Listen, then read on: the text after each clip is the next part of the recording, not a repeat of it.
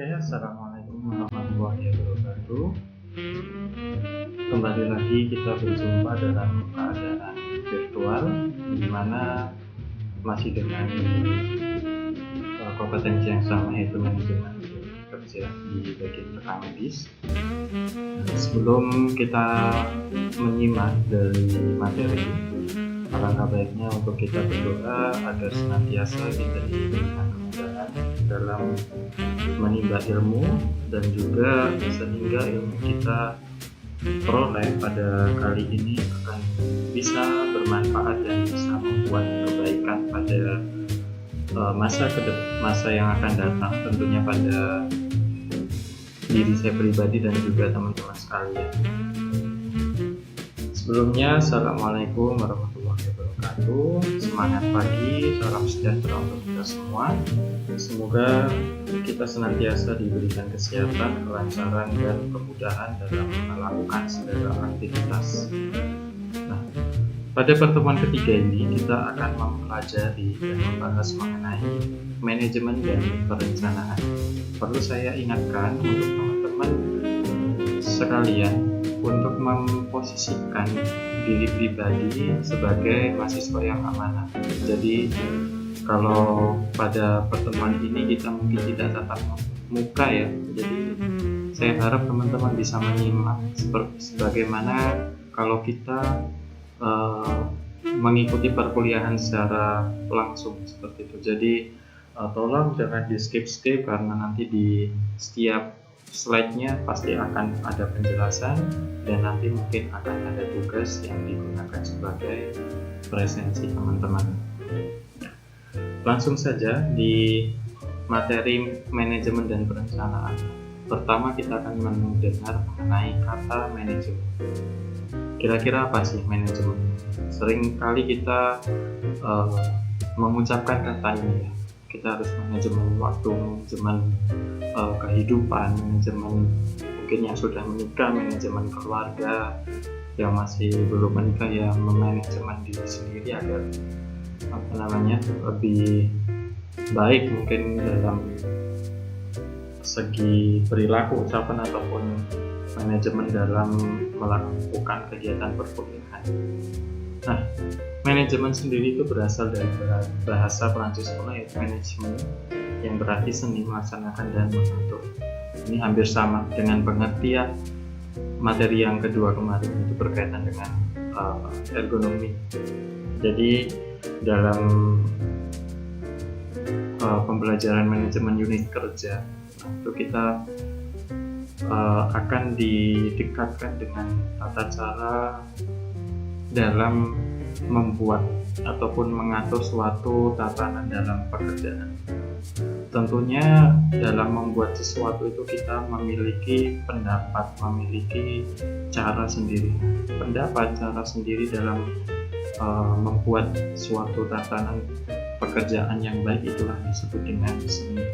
Jadi seni itu tidak hanya berupa sesuatu gambar, sesuatu lukisan, video, ataupun sesuatu yang menyenangkan yang bisa kita nikmati, tapi juga bisa berupa dengan suatu aktivitas dalam membuat suatu tatanan pekerjaan yang baik. Tentunya baik pada diri kita sendiri sebagai seorang manajemen, dan juga baik kepada orang lain sebagai selaku pegawai yang membantu kita dalam mewujudkan suatu pekerjaan yang baik. Lanjut di sini menurut nota Mojo tahun 2003 itu menjelaskan bahwasanya ada manajemen kesehatan, di mana manajemen kesehatan yaitu suatu kegiatan di sini juga atau seni dalam mengatur petugas kesehatan dan non petugas kesehatan guna meningkatkan kesehatan masyarakat melalui program kesehatan. Kalau zaman dahulu ketika saya masih kuliah, di mana petugas rekam medis itu masuk ke dalam teknisi dan non kesehatan ya, tapi saat ini petugas rekam medis sudah digolongkan sebagai petugas kesehatan kayak gitu. Jadi seiring berkembangnya zaman, seiring berkembangnya usia, nanti nanti kita akan semakin memperoleh banyak ilmu baru kayak gitu. Nah, terus apa sih ruang lingkup manajemen pada bidang kesehatan? Ini menurut AGD Uninjaya tahun 2004 disebutkan bahwasannya ruang lingkupnya yaitu yang pertama manajemen SDM ataupun disebut manajemen personalia. Yang kedua ada manajemen keuangan. Yang ketiga itu manajemen logistik meliputi obat ataupun peralatan. Yang keempat ada manajemen kesehatan. Yang kelima ada manajemen informasi. Nah, kalau kita sangkut pautkan dengan rekam medis, berarti kita masuk ke dalam bisa manajemen logistik, yaitu berupa peralatan karena kita akan melakukan manajemen formulir, itu kan disebut juga peralatan, manajemen map dari formulir tersebut. Terus kita juga bisa masuk ke manajemen informasi, di mana pusat atau bank data suatu rumah sakit itu kan kita yang mengelola kayak gitu. Nah, agar menghasilkan informasi yang baik, menghasilkan data 10 besar akurat yang baik, nah perlu adanya suatu manajemen informasi di unit rekam medis agar semuanya itu bisa akurat. Kita lihat pada era saat ini, di mana di zaman pandemi, mulai dari mungkin di Indonesia kita mulai temukan kasus di bulan Maret tahun 2020 sampai 2021. Sudah setahun lebih kita berjalan, pandemi ini berjalan ya. Nah, akan tetapi masih belum adanya sinkronisasi data yang baik. Padahal jelas-jelas di mana data berupa penyakit diagnosanya itu semua kan pasti akan terekat di rekam medis. Nah, akan tetapi ketika ada permasalahan data, kenapa seorang perekam medis tidak pernah dilibatkan kayak gitu ya? Padahal petugas di rumah sakit yang merekap data kesehatan, data diagnosa, bulan ini diagnosa tertinggi apa, bulan ini diagnosa terendah apa, bulan ini kasus demam berdarah berapa, bulan ini kasus tiroid berapa, itu kan bisa diperoleh dari hasil codingan petugas coding yang nanti dilakukan indeks, ya kan? Berarti dalam ruang lingkup manajemen bidang kesehatan secara nasional kita, nah ini bisa dikatakan masih kurang baik.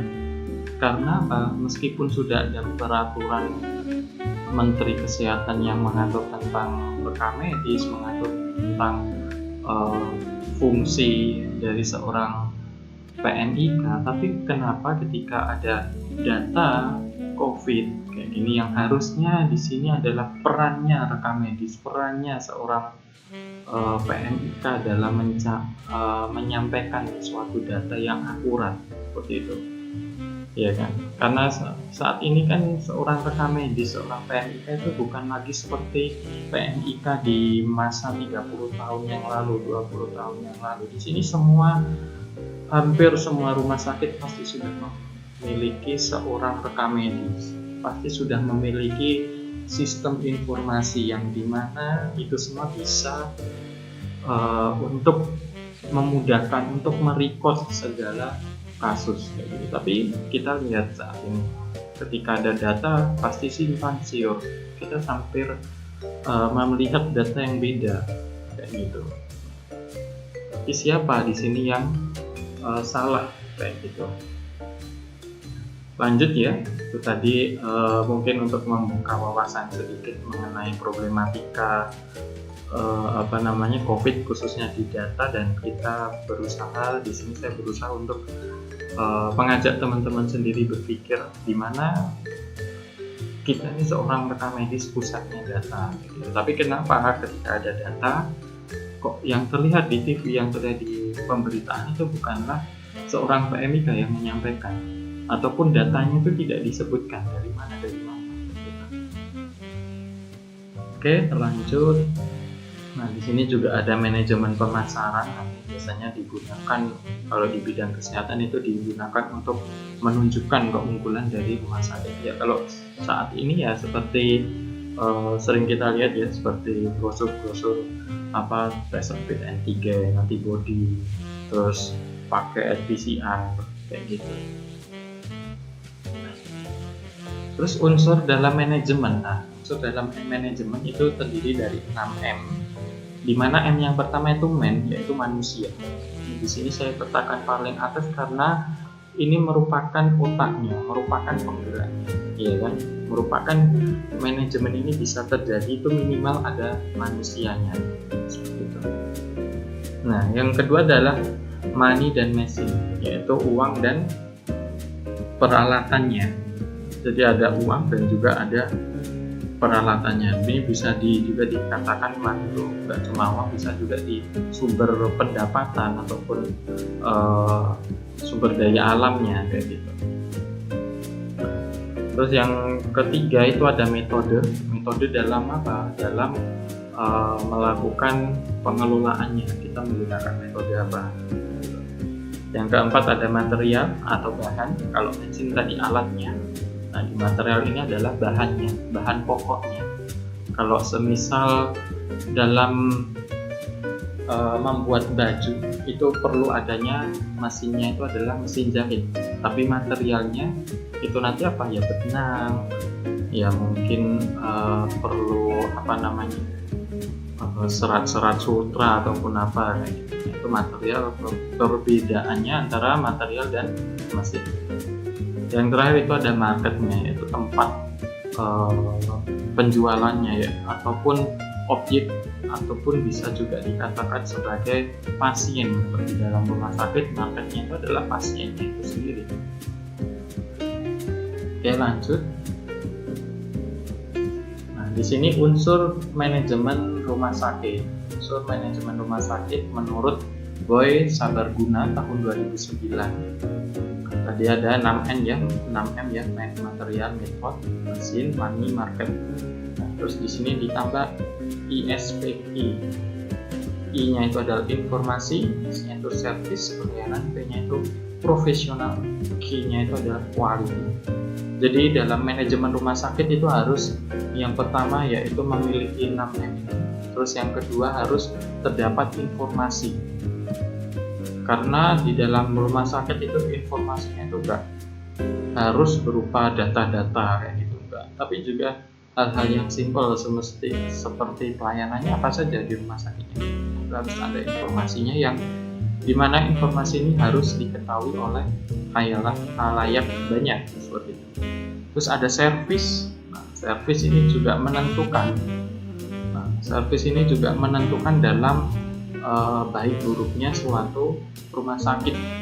Apabila servisnya bagus, mungkin di rumah sakit X dia memberlakukan servisnya berupa memberikan pelayanan poliklinik mata, tapi di rumah sakit Z mungkin selain ada poliklinik matanya, di situ juga menyediakan kacamata, jadi menyediakan juga optiknya kayak gitu. Jadi ketika nanti pasiennya berobat di situ, nggak perlu lagi keluar untuk ribet, tapi bisa juga langsung ke dalam rumah sakitnya.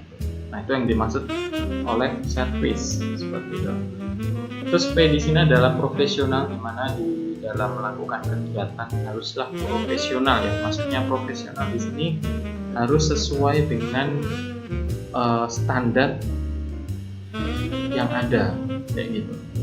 Nah, terus profesional ini melingkupi juga SDM. Makanya sering kali dalam perekrutan tenaga kesehatan itu pasti banyak sekali persyaratan yang harus dimiliki. Karena apa? Karena itu merupakan salah satu bukti bahwasannya SDM yang direkrut itu adalah SDM yang profesional. Barulah yang terakhir itu adalah kualitasnya.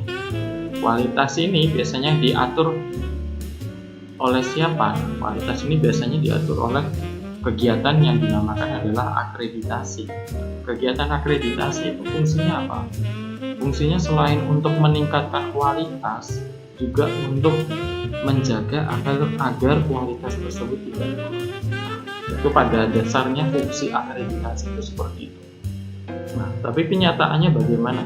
Kenyataannya mungkin banyak sekali ketika akreditasi seluruh kualitas sarana prasarana yang ada di rumah sakit mungkin lengkap sampai dengan hand sanitizer, sampai dengan hand soap, sampai mungkin masker bisa digunakan. Tapi ketika nanti akreditasinya sudah selesai, mungkin seminggu, sebulan, 2 bulan, ya otomatis nanti hilang. Nah, inilah yang salah ya mengenai konsep dari akreditasi.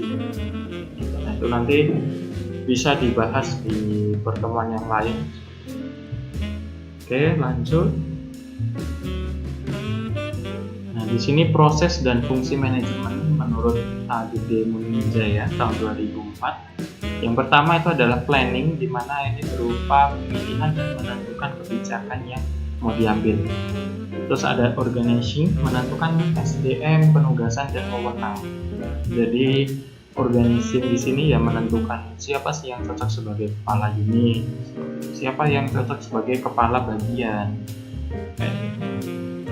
Terus ada actuating, yaitu kepemimpinan, motivasi dan komunikasi. Nah, selanjutnya ada kontrol, yaitu memonitoring keadaan yang sudah berjalan. Jadi baik apa tidaknya suatu pekerjaan itu harus dikontrol agar tadi menjaga agar kegiatan yang berlangsung itu tetap dilakukan dengan standar yang ada. Oke, lanjut. Nah, tadi kita sudah membahas mengenai manajemen, saat ini kita akan membahas mengenai perencanaan. Nah, perencanaan yaitu kan berarti suatu pola ataupun gagasan yang akan dilakukan kayak gitu. Di sini perencanaan kesehatan adalah sebuah proses untuk merumuskan masalah kesehatan yang berkembang di masyarakat, menentukan kebutuhan dan sumber daya yang tersedia guna mencapai tujuan. Nah, kita lihat bahwasanya di era pandemi seperti ini, di mana banyak sekali ya kita kalau berkunjung ke puskesmas, berkunjung ke rumah sakit, antara petugas dan pasien itu masih banyak tidak ada sekatnya. Tapi setelah berkembangnya suatu tragedi, suatu kondisi di masyarakat yaitu pandemi sendiri ya, otomatis mau tidak mau akan dilakukan penyekatan. Nah, inilah yang disebut dengan perencanaan kesehatan. Secara simpel seperti ini ya, seperti itu penjelasannya. Oke, lanjut di esensi perencanaan. Nah, di esensi perencanaan ini yang pertama proses memilih tindakan yang terbaik untuk mencapai tujuan bersama. Yang kedua yaitu menjadi keputusan dalam menjalankan sesuatu di masa yang akan datang. Nah, yang ketiga ini sebagai penentu arah dan tujuan melalui 5W 1H. Yang keempat sebagai bentuk dari perencanaan guna. Nah, ini contohnya yaitu kaitannya dengan manajemen informasi kesehatan adalah melakukan perencanaan di unit medis, merencanakan revisi desain map, desain ruang filling, dan lain-lain. Manfaat perencanaan yang pertama yaitu mengetahui tujuan yang dicapai, yang kedua mengetahui cara mencapainya, yang ketiga mengetahui jenis dan struktur organisasi yang dibutuhkan, yang keempat mengetahui efektivitas dalam kepemimpinan, yang kelima mengetahui standar yang dilakukan, yang keenam aktivitas organisasi dapat berjalan teratur, yang ketujuh mengurangi pekerjaan yang tidak produktif. Apabila teman-teman ada pertanyaan silakan nanti langsung saja cek di kolom komentar, dan perlu saya ingatkan lagi di dalam pemantauannya saya melihat ya, jadi siapa saja yang nanti melihat kayak gitu. Nah, nanti dalam pertanyaan nanti di kolom komentar sudah saya sediakan, saya pin khusus untuk MIK kelas D. Nah, nanti teman-teman bisa komentar di situ, tanya semuanya di situ. Oke. Nah, yang ke-8 di sini mengukur hasil yang dicapai. Oke, lanjut di sini kelemahannya. Yang pertama adanya terbatasnya mengukur fakta secara tepat. Jadi seperti nanti kita akan melakukan perencanaan desain ruang ataupun perencanaan SDM. Nah itu maksudnya bagaimana sih fakta itu kok kurang bisa diukur secara tepat. Nah tentunya dalam melakukan perencanaan itu kan seperti kita saat ini mungkin bahasanya anak muda yaitu berekspektasi, dimana dalam melakukan ekspektasi itu kan pasti tidak sesuai dengan realita. Nah mungkin ketidaksesuaiannya mungkin tergantung seberapa kuat ataupun seberapa banyaknya pendukungnya. Bisa mungkin hanya dari ekspektasinya itu bisa terwujudkan 90%, bisa terwujudkan 95%, atau mungkin hanya bisa terwujud 60%. Tentunya kan itu disebabkan karena faktor-faktor dari luar. Contoh simpel, ketika kita ingin melakukan desain ruang filing, kita ingin menambahkan jumlah rak filing, akan tetapi jumlah volume ruang filing kita sudah tidak memadai. Nah, otomatis dalam penambahan rak filing itu juga mungkin tidak bisa maksimal. Kalau di hasil perhitungan mungkin kita harus menambahkan 7 rak filing, tapi jangankan 7, untuk penambahan 2 rak filing pun sudah sangat sempit kayak gitu. Nah, itu adalah yang dimaksud kelemahan dari suatu perencanaan. Jadi dalam melakukan perencanaan kita harus kembali lagi ke realita, kita harus bangun. Maksudnya kita jangan hanya sekedar bermimpi, jangan hanya sekedar kekeh kepada janji. Selanjutnya yaitu memerlukan dana dalam melakukan perencanaan. Ini pasti ya. Yang ketiga, memiliki hambatan psikologis bagi pimpinan dan staf karena melihat hasilnya. Ini pasti dalam suatu perencanaan pasti melibatkan psikologis diri kita masing-masing, yang baik itu kita sebagai pimpinan ataupun sebagai staf. Hambatannya ya mungkin banyak sekali, mungkin antara satu dengan yang satunya tidak sepemikiran, ataupun nanti ketika sudah terrealisasinya mungkin kok tidak sesuai, kok seperti apa. Jadi kalau di MUK ini kita selain manajemen itu semuanya ya, sampai dengan ke sosial, ke kemitraan kita, kemitraan profesi kita terhadap teman kita di satu unit ataupun terhadap tenaga kesehatan di luar unit kita. Yang keempat, ini perencanaan menghambat timbulnya inisiatif, tindakan baru, gagasan baru di tengah jalannya suatu perencanaan. Maksudnya seperti apa? Nah, maksudnya seperti ketika kita sudah merencanakan, kita sudah menghitung rak filing tambahan, semuanya sudah di ACC, semuanya sudah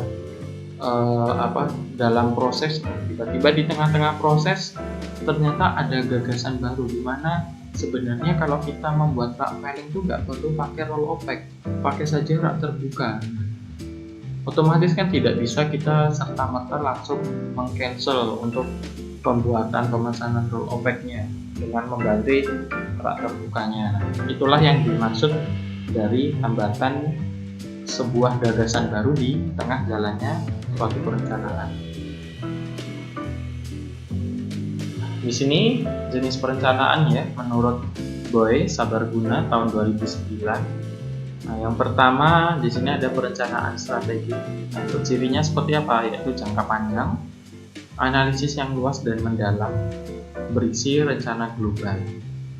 Ini contohnya kalau diterapkan di unit rekam medis seperti apa? Mungkin pemindahan ruang rekam medis. Kayak gitu, dari lantai 1 pindah ke lantai 2. Nah, itu perlu adanya perencanaan strategi. Terus ada perencanaan menengah. Ini sifatnya jangka menengah, analisis sederhana, berisi rencana tertuju. Contohnya seperti apa? Contohnya seperti penambahan ataupun tata ulang letak dari ruang filing, bisa masuk ke perencanaan menengah. Selanjutnya ada perencanaan pendek, sifat jangka pendek. Terus ciri-ciri lainnya yaitu analisis keseharian yang sering dilakukan, berisi rencana tertuju dari sebuah program. Nah, ini contohnya mungkin seperti pengadaan formulir, pengadaan map kayak gitu, terus pengadaan SDM bisa juga.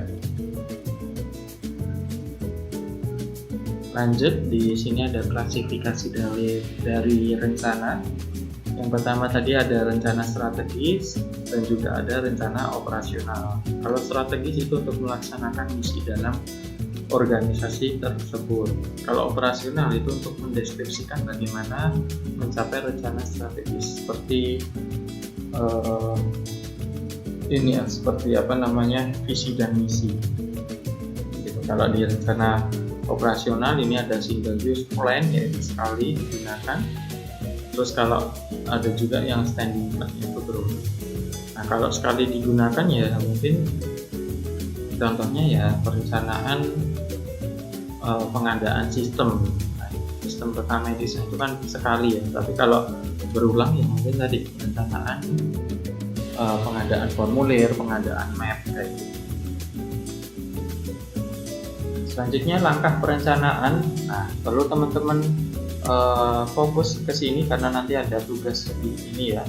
Langkah perencanaan yaitu analisis situasi yang pertama, yang kedua yaitu mengidentifikasi prioritas, yang ketiga menentukan tujuan program, yang keempat mengkaji hambatan dan kelemahan, yang kelima menyusun rencana kerja operasional atau disebut RKO. Nah, ini perlu teman-teman pahami karena nanti tugasnya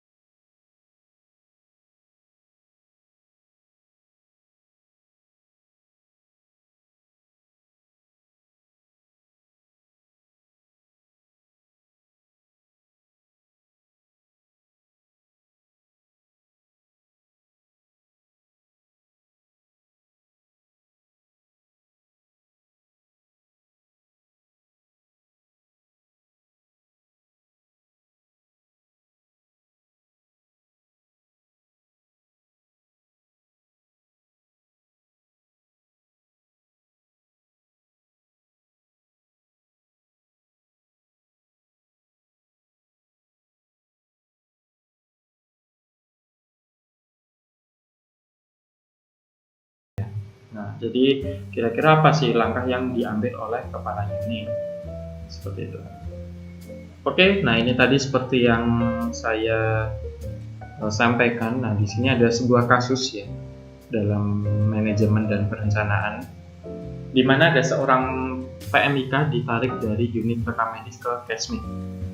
Nah, dalam kepemimpinan PMIK tersebut masih berada di bawah kepemimpinan dari kepala rekam medis.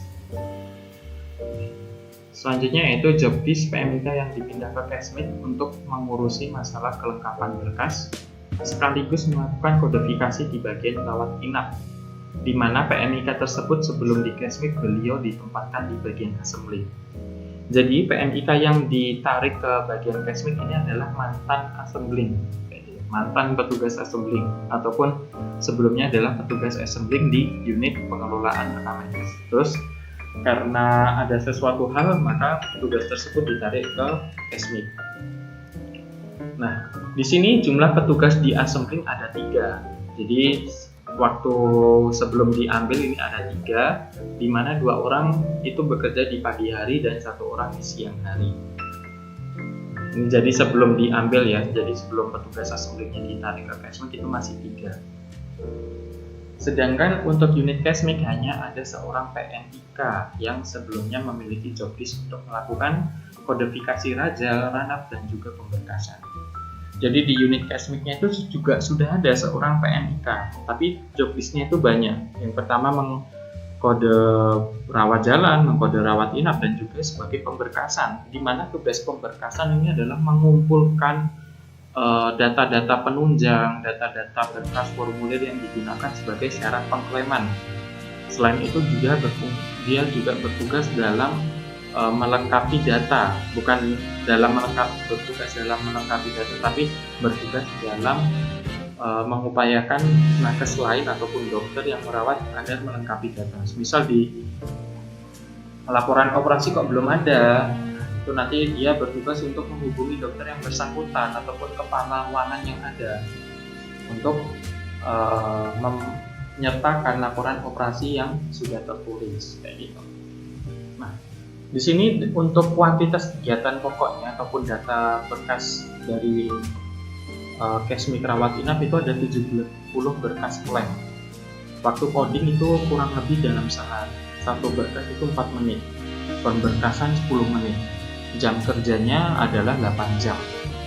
Nah, itu untuk bagian ranapnya. Jadi kuantitas kegiatan ranapnya itu ada 70 berkas klaim per hari, di mana petugas tersebut bisa mengcoding itu satu berkas itu kurang lebih 4 menit karena banyak ya. Belum lagi pemberkasannya itu 10 menit per berkas. Karena mungkin diakumulasi dari dia turun ke ruangan-ruangan, turun ke bangsal ataupun turun ke ruang rekam medis dari salinan kayak gitu.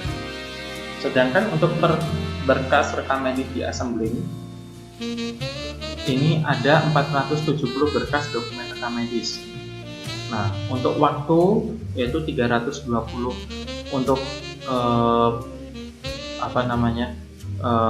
penjabarannya, 320 itu rawat jalan. Nah, di mana satu berkas itu bisa di assembling kurang lebih 3 menit. Terus ada juga 150 rawat inap, dimana kalau berkas rawat inap itu di assemblingnya ada 12 menit per rata-rata per dokumen.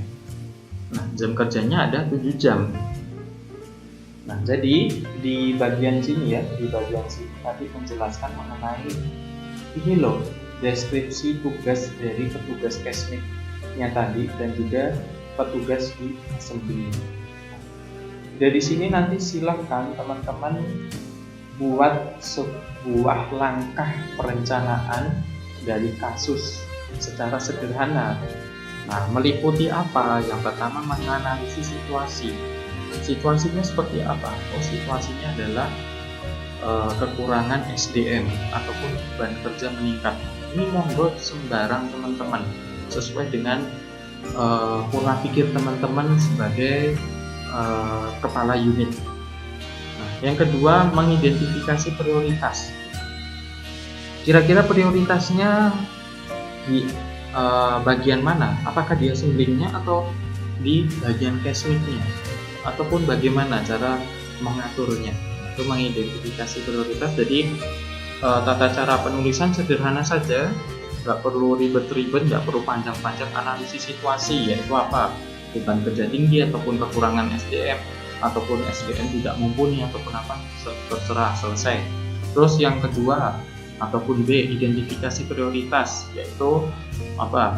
Dari teman-teman baca di atas tadi apakah prioritasnya adalah untuk kebutuhan klaim rumah sakit agar tidak terlambat mengingat tadi waktunya seperti itu, atau prioritasnya untuk mengurangi beban kerja ataupun apa, terserah. Yang ketiga, langsung tujuan programnya. Tujuan programnya tentu saja nanti kembali ke analisis situasi. Kalau di situasi teman-teman menuliskan beban kerja tinggi, maka di tujuan programnya, maka untuk apa? Untuk mengurangi angka beban kerja atau untuk menyetarakan beban kerja kayak gitu. Yang keempat, mengkaji hambatan dan kelemahan. Ini kira-kira hambatan kelemahannya bagaimana? Apa nanti teman-teman bisa tuliskan, misal apabila petugas assembling ditarik ke Kesmik, otomatis beban kerja di assembling meningkat, bisa seperti itu. Kelemahannya apa? Mungkin kelemahannya nanti banyak dokumen rekam medis yang tidak selesai tepat waktu di assemblingnya, ataupun banyak apabila nanti petugas assemblingnya tidak dipindah ke Kesmik, mungkin dokumen yang harusnya diklaim akan terlambat, atau mungkin akan menyebabkan penyakit akibat kerja pada petugas Kesmiknya karena hanya bekerja seorang diri. Nah, itu bebas teman-teman, nanti silakan buat argumen teman-teman sendiri berdasarkan dari ilustrasi yang di atas. Barulah nanti menyusun rencana kerja operasionalnya. Nah, ini rencananya bagaimana? Oh, mungkin teman-teman mau memberikan tenaga tambahan atau mau melakukan perencanaan penambahan SDM, atau mungkin unitnya mau disatukan antara unit Kesmik dengan unit assembling. Monggo, itu nanti ini sifatnya subjektif, jadi setiap mahasiswa pasti nanti akan berbeda. Nah, ini untuk materi ketiga, silakan teman-teman simak sekali lagi secara utuh. Nah, di sini teman-teman saya berikan amanah karena saya sudah memberikan istilahnya memberikan kefleksibelan kepada teman-teman mungkin yang bekerja ataupun yang sinyalnya kurang. Nah, dengan media ini nanti teman-teman silakan bisa pilih sendiri mau videonya diputar berapa. Kalau kuotanya banyak ya diputar 720 ataupun berapa. Kalau kuotanya sedikit ya mungkin diputar 240p, kualitasnya sudah bisa terlihat juga. Ataupun kalau misal tidak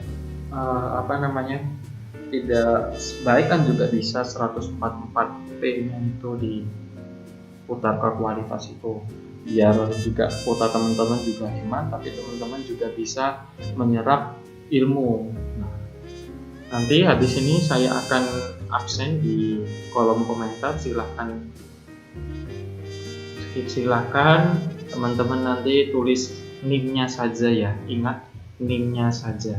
Nah, untuk tugas ini nanti akan saya berikan link untuk mengumpulkan, dan untuk di kolom komentar saya akan berikan satu kuis. Jadi nanti silahkan teman-teman jawab dengan format NIM dalam kurung, kuisnya adalah jawablah fungsi dari perencanaan unit kerja rekam medis. Jadi nanti misal NIM-nya berapa? F titik-titik. Nah, dalam kurung jawaban dari fungsi perencanaan unit kerja rekam medis menurut teman-teman itu apa? Nanti dalam kurungnya adalah jawabannya teman-teman itu. Oke, sekian, terima kasih, semoga bermanfaat. Simak sampai selesai dan simak secara urut. Semoga ini semua bisa menjadi kemudahan bagi teman-teman besok ketika sudah lulus dalam memperoleh pekerjaan kayak gitu. Jadi meskipun bisa saja ya, meskipun terlihat sepele mungkin mengikuti tapi tidak paham, tapi karena teman-teman ikhlas mengikuti perkuliahan, teman-teman amanah ketika diberikan suatu tugas, bisa saja itu nanti bisa mempermudah teman-teman memperoleh pekerjaan. Bisa saja nanti teman-teman mungkin tidak perlu mendaftar tapi langsung direkrut, bisa nanti teman-teman memperoleh pekerjaan sesuai dengan teman-teman inginkan, ataupun mungkin teman-teman bisa memperoleh pekerjaan yang dekat dengan rumah apabila memang ingin dekat dengan rumah seperti itu. Kuncinya adalah pintar itu nanti kesekian, tapi yang pertama itu adalah bejo itu bisa ada bukan karena kecerdasan tapi karena kemauan dari Sang Pencipta kayak gitu. Oke, terima kasih atas antusiasnya. Selamat menikmati menjadi mahasiswa, karena nanti ketika teman-teman sudah bekerja, teman-teman pasti nanti ingin kembali ke mahasiswa. Sekian dari saya. Wassalamualaikum warahmatullahi wabarakatuh.